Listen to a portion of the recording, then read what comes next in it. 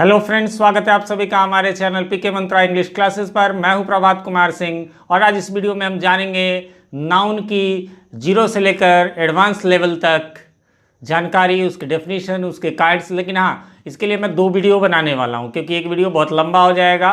और जब आप इस वीडियो को लास्ट तक जरूर देखें, आपको निश्चित रूप से फील होगा कि आपने कुछ यूनिक देखा है।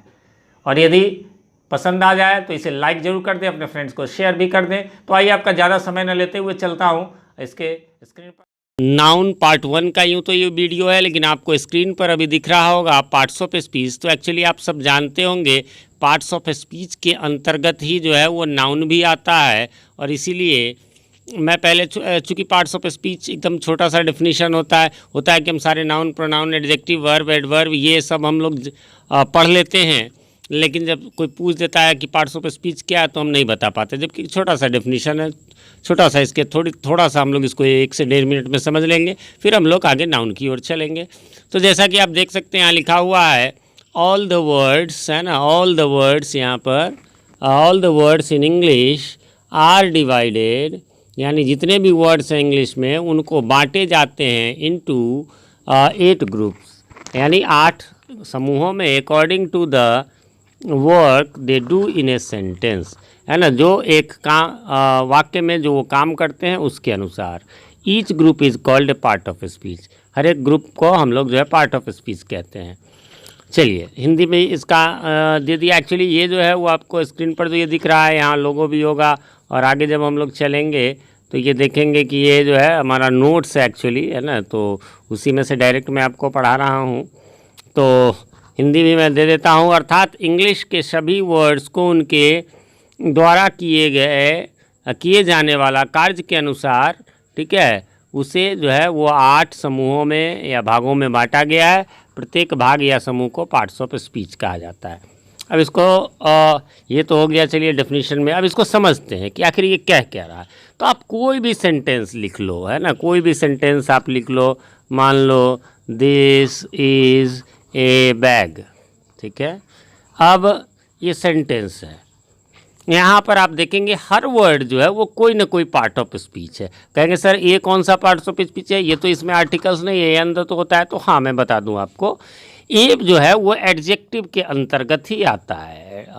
मेरा आर्टिकल्स का वीडियो आएगा, एक्सप्लेनेशन एक्सरसाइज के वीडियोस तो मैंने ऑलरेडी डाल ही दिए हैं, करंट ग्रामर के भी और ऑक्सफोर्ड करंट इंग्लिश ग्रामर के भी और ऑक्सफोर्ड जूनियर इंग्लिश ग्रामर के भी। बट डेफिनेशन के वीडियो जल्द आपको आएंगे, तो उसमें मैं आपको बताऊंगा। डेफिनेशन में है इसको एक्चुअली कुछ एडजेक्टिव्स और आर्टिकल्स को मिला के डिटर्मिनर्स एक चैप्टर है जो कि सीबीएसई सिलेबस में मेनली पढ़ाया जाता है, बिहार बोर्ड के सिलेबस में नहीं होता है। तो उसमें लिखा हुआ क्लियर कि ये भी जो है वो आपको आता है किस श्रेणी में, तो ये आ जाता है आपको एडजेक्टिव की श्रेणी में। तो अब आप बांट लेते हैं, दिस प्रोनाउन हो गया, इज वर्ब हो गया, ए एडजेक्टिव कह लीजिए, और बैग जो है वो नाउन हो गया। तो कह रहा है कि हर वर्ड इंग्लिश का, फिर से समझिए इसको, यहाँ जो ऑल द वर्ड, जितने भी वर्ड्स हैं अंग्रेजी के, उनको उनके काम के अनुसार, पहले अब कहेंगे काम के अनुसार, हम लोग बाद में समझते हैं।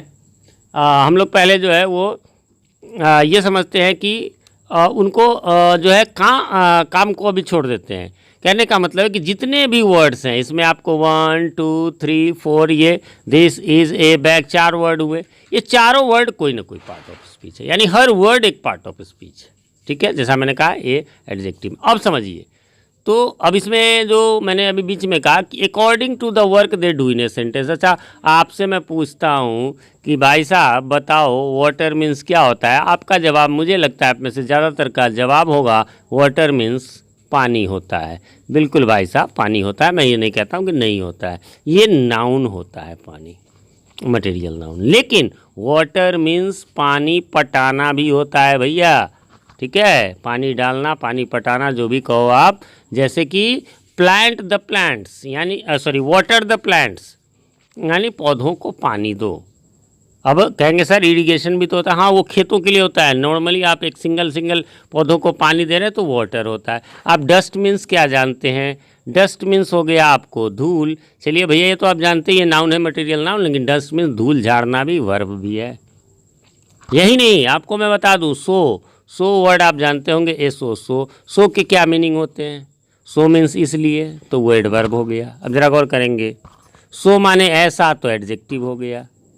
जैसे पहला का आपको उदाहरण दे दूं कि I am tired so I am going to sleep, कि मैं टायर्ड हूँ इसलिए सो, तो वहाँ पर वो एडवर्ब का काम करेगा। लेकिन यदि मैं कहूँ वो आई एम सो टायर्ड, मैं बहुत थका हुआ हूँ, यहाँ भी आपको वो अलग हो गया। तो इस प्रकार सो माने ऐसा होता है। ओ तो हैव यू डन सो, तुमने ऐसा किया है। तो कहने का एक ही, अभी जो मैंने बताया, एक ही वर्ड के कई प्रकार से यूज होता है, तो यूज के अनुसार उसको वो नाउन है कि वाटर कहते ही नाउन नहीं कह देना, हमें यूज में देखना है। जैसे वाटर द प्लांट्स, वहाँ वाटर लिखा हुआ है तो वो नाउन है। लेकिन यदि कहें I want to drink water, यहाँ पर वाटर जो है वो नाउन है आपको, क्योंकि यहाँ यूज नाउन की तरह हुआ। तो आप फिर से समझिए कि सारे वर्ड्स को जो है वो 8 भागों में, इंग्लिश के सारे वर्ड्स को 8 भागों में बांटा गया है, एक उनके कार्य के अनुसार। यानी एक ही वर्ड कहीं नाउन है, कहीं प्रोनाउन है, कहीं वर्ब हो सकता है। तो और वही जो प्रत्येक भाग, जो 8 भाग है, उसी को पार्ट ऑफ स्पीच कहते हैं। ठीक है, following are the parts of speech, यानी ये है वो 8। कौन से? तो नाउन संज्ञा, प्रोनाउन यानी सर्वनाम, एडजेक्टिव यानी विशेषण, वर्ब यानी क्रिया, एडवर्ब यानी क्रिया विशेषण, प्रेपोजिशन यानी संबंध बोधक अव्यय, कंजंक्शन यानी समुच्चय बोधक अव्यय, इंटरजेक्शन यानी विस्मयादि बोधक। हाँ, वहाँ पर मैंने जो सो का एक मीनिंग बताया था, वो सो एक कंजंक्शन भी होता है जो जोड़ने का काम करता है।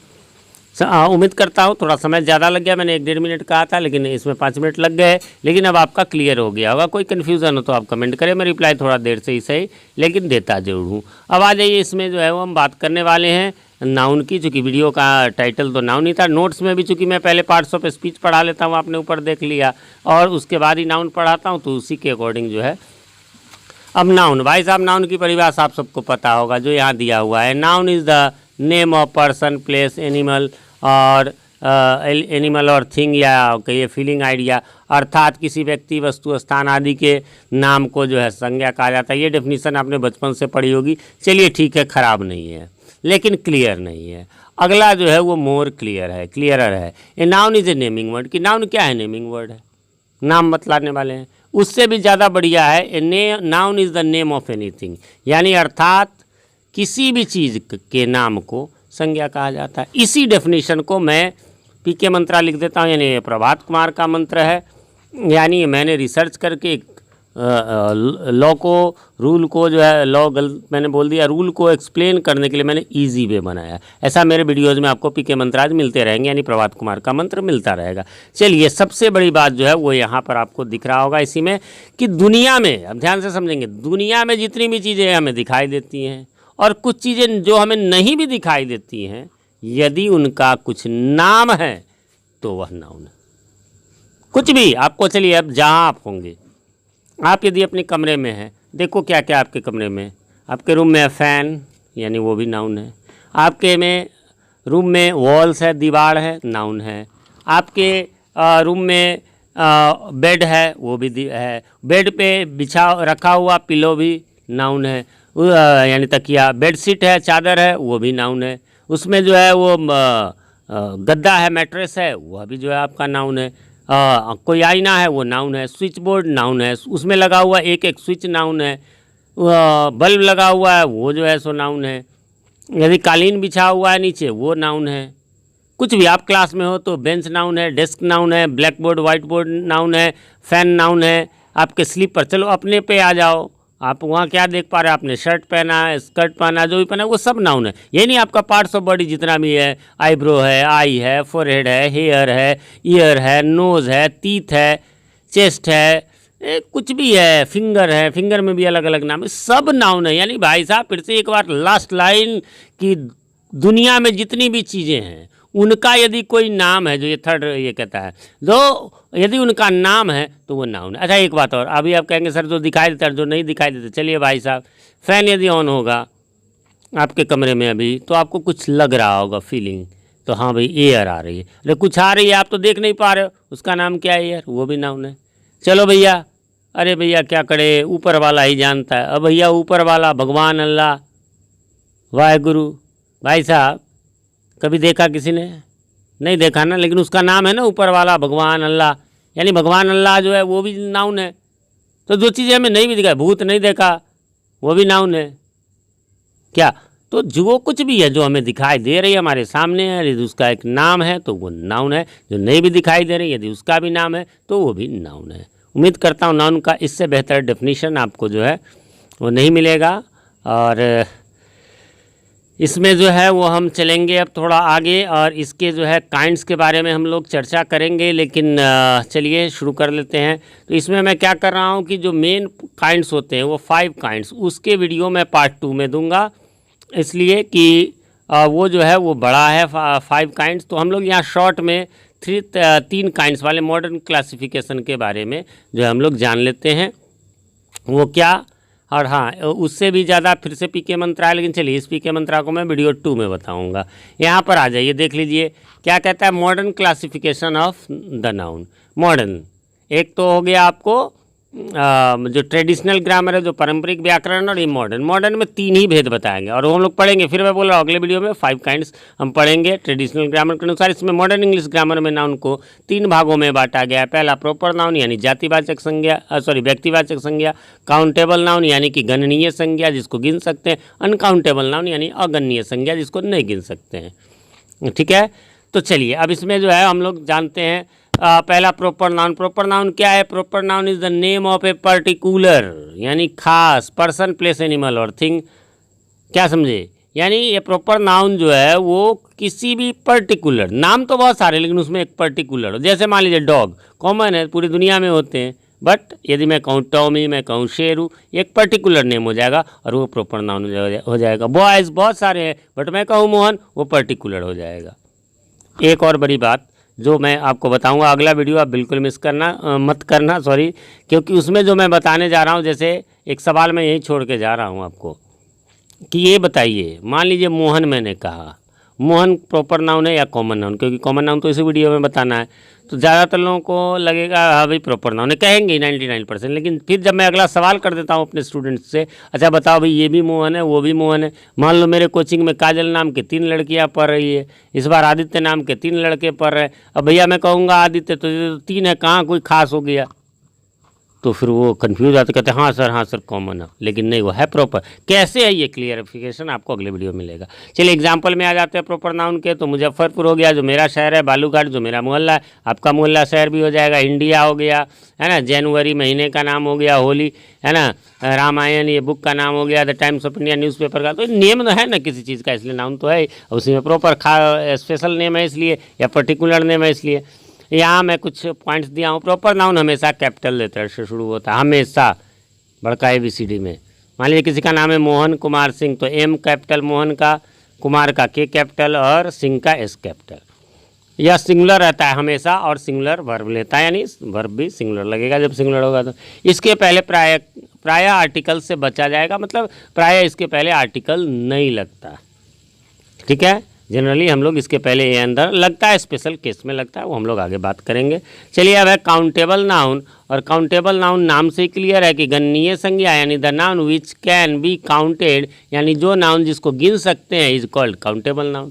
एग्जाम्पल क्या हो गया? काऊ गिन सकते हैं, डॉग गिन सकते हैं, क्लास गिन सकते हैं, आर्मी गिन सकते हैं, स्टेट गिन सकते हैं, स्टूडेंट्स गिन सकते हैं, तो ये काउंटेबल हो गया। ठीक है, एक बात और ध्यान में रखेंगे, इसका VVI ये पॉइंट है, अर्थात वैसा नाउन जिसे अलग अलग करके गिनना संभव हो काउंटेबल नाउन कहलाता है। भाई साहब पहले ये और 2 पॉइंट पढ़ लेते हैं। या सिंगुलर भी हो सकता है, प्लूरल भी काउंटेबल में, या सजीव भी हो सकता है और निर्जीव भी। जबकि जो है सो आपको जो है आप प्रॉपर नाउन में आपने देखा होगा वह जो है केवल सिंगुलर होता है। ठीक है, हाँ उसमें भी ये है कि सजीव निर्जीव हो सकता है। चलिए इसको करते हैं, मैं फिर बोलूँगा अगले वीडियो में ही क्लियर बताऊँगा, जब मटेरियल नाउन कॉमन नाउन में कन्फ्यूजन हो जाएगी। भैया अब बता दो ब्रेड जो है वो कौन सा नाउन है? तो आप कहेंगे चलिए ठीक है भैया ब्रेड तो मटेरियल नाउन है। अब बता दीजिए रोटी कौन सा नाउन है? आप कहेंगे सर ब्रेड रोटी कोई अलग अलग होता है कि? बिल्कुल अलग अलग होता है भाई साहब। ब्रेड मटेरियल नाउन है, गिन नहीं सकते। रोटी तो आप गिन के रोज़ खाते होगे, 2 3 4 5, तो वो मैं बताऊंगा अगले। लेकिन यहाँ ध्यान कि इस परिभाषा को याद रखेंगे, जिसको अलग अलग करके गिनना संभव हो वो काउंटेबल नाउन है, यानी वो अब उसमें कॉमन नाउन कहलाएगा। तो उसी वीडियो में यह भी मैं बताऊंगा। अब आ जाइए इसके अंतर्गत कॉमन तथा कलेक्टिव नाउन्स आते हैं। चूँकि मैंने अभी आपको उसको नहीं पढ़ाया, इसलिए मैं अभी ये नहीं कॉमन कलेक्टिव के बारे में कहूँगा, लेकिन आप जान लेंगे वही चीज़ है जो कॉमन कलेक्टिव को मिला के जो 5 काइंड्स थे ना, प्रॉपर में रह गए। उसके बाद आपको कॉमन में कौन कौन काउंटेबल में कौन कौन से आ गए, कॉमन और कलेक्टिव। अनकाउंटेबल में कौन से आ जाएंगे, मटेरियल और अब्स्ट्रैक्ट। ठीक है, तो है वही, मान लो कि 5 उंगली है, उसमें से एक को, ये अंगूठा को अलग कर दो, ये हो गया प्रॉपर। इधर वाले 2 उंगली को एक साथ कर लो, ये हो गया काउंटेबल। इधर वाले 2 को कर लो, वो हो गया अनकाउंटेबल। ठीक है, अनकाउंटेबल नाउन के बारे में है। अनकाउंटेबल नाउन यानी the noun which can not be counted, ऐसा नाउन जिसे नहीं गिना जा सकता है वो अनकाउंटेबल नाउन कहलाता है। एग्जाम्पल में वही है, वाटर, ऑयल, राइस, सिल्वर, ये सब क्या मटेरियल नाउन। लेकिन लव, ब्यूटी, फ्रेंडशिप, करेज, ये सब भी नहीं गिन सकते, लेकिन ये सब क्या अब्स्ट्रैक्ट नाउन है। तो वही दोनों मिला के जो कि लास्ट में लिखा हुआ है, इसके अंतर्गत मटेरियल और अब्स्ट्रैक्ट नाउन्स आते हैं। यहाँ थोड़ा सा है और कि अर्थात वैसा नाउन जिसे अलग करके नहीं गिना जा सके या गिनना मुश्किल हो, अनकाउंटेबल नाउन कहलाता है। और ऊपर वाले में क्या था कि उसको अलग अलग करके गिनना संभव है यानी आसान है, जबकि इसको या तो किया नहीं जा सकता। जैसे छोटा उदाहरण बताता हूँ, उस वीडियो में डिटेल बताऊँगा। बाल हैं सर के, भैया गिन तो सकते हैं किसी के सर के बाल को तो रख दे तो, लेकिन उसमें 2-2 दिन लग जाएंगे। तो ऐसा हो जिसको गिनना आसान हो। अब केले आपको 1000 पीस अब रख दे, 1 लाख पीस तो अलग बात है, 10, 20, 50, 100 रख दे तो गिन सकते हैं ना, लेकिन बाल तो थोड़ा सा भी रख ले तो नहीं, गिनना संभव नहीं होता है। ठीक है, हाँ, यह हमेशा सिंगुलर ही रहता है अनकाउंटेबल, और यह हमेशा निर्जीव ही रहता है, ये सजीव नहीं हो सकता। तो इस वीडियो को मैं यही एंड करूँगा। आज आपने सीखा पार्ट्स ऑफ स्पीच का डेफिनेशन, कौन कौन से पार्ट्स ऑफ स्पीच होते हैं। दूसरा, आपने नाउन की सबसे बेहतरीन रियल डेफिनेशन आपने सीखा। और थर्ड, हमने मॉडर्न क्लासिफिकेशन सीखा। लेकिन हम अगले वीडियो में जो सबसे ज़्यादा जरूरी है वो है ट्रेडिशनल ग्रामर के अनुसार जो 5 काइंड्स होते हैं उनके बारे में, जो कि इसी में है, ऊपर आपने देखा होगा। तो उसके बारे में हम लोग पढ़ेंगे। उसमें जो होते हैं वो प्रॉपर नाउन होते हैं, है ना, और कॉमन नाउन होते हैं, कलेक्टिव नाउन होते हैं, और मटेरियल नाउन होते हैं, और अब्स्ट्रैक्ट नाउन होते हैं। ठीक है, चलिए तो मिलते हैं फिर अगले वीडियो में। और हाँ, चैनल पर नए हैं या चैनल को सब्सक्राइब नहीं किया तो प्लीज़ इसे सब्सक्राइब कर लें और साथ में प्रेस कर दे बेल आइकन को, जिससे कि हमारे आने वाली वीडियो सबसे पहले आप तक पहुंच सके और पहले के वीडियोज आपको ढूंढने में आसानी हो। वीडियो पसंद आए तो लाइक करें, ना पसंद आए तो डिसलाइक करें। और हाँ, अभी आपके स्क्रीन पर यहाँ ऊपर में आ रहा होगा लेफ्ट साइड वाले में वो नाउन का पार्ट 2, उसे देखना ना भूलें। मिलते हैं फिर उसके अगले वीडियो में, तब तक के लिए हैव अ नाइस डे।